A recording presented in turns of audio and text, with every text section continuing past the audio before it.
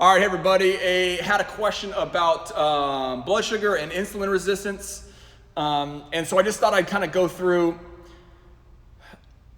a thought process with you so that you can kind of start to see how this can happen. A lot of conversations at the gym, at least, people don't necessarily know why their blood sugar might be high or how to necessarily correct it. And so the first question we need to ask ourselves is why is it high, right?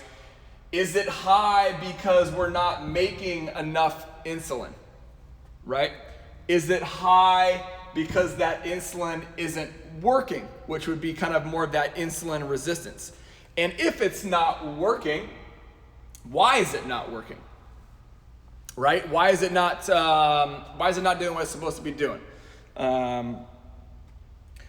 Which will bring up another question which we won't get into, but is insulin's main job to only truly just take sugar out of the blood and shove it back into muscle cells and other tissues?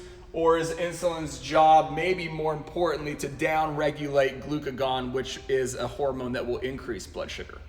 We'll talk about that some other time, right? So how do we know what is going on here? Are we not making enough? Simple test, C-peptide, right? If you get some blood work done and there's a C-peptide test on there, C-peptide is the chain of insulin that gets produced when you make insulin.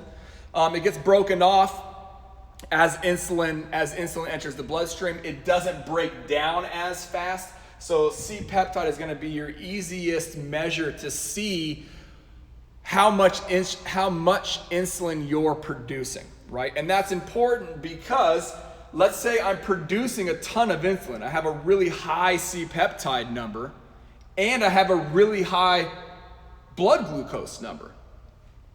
So then the question becomes, okay, I'm producing a lot of insulin, but none of it's leaving my bloodstream. So what's going on? And that would lead us to look at other things. The flip side of that is I have high blood sugar, but I don't have any C-peptide. I'm not producing enough insulin. Right? Completely different solution to the same problem of high blood glucose, right? And so we need to have an idea of why glucose is high before you can find a solution to that. And one of those reasons, as I talked about in the previous video, may be that first phase insulin response. It may be some hormones, GLP-1. It may be some glucagon. It may be some DPP-4 stuff. It may be inflammation, right? The best example I have of insulin resistance is from Dr. Brian Walsh, which is where most of my glucose stuff comes from.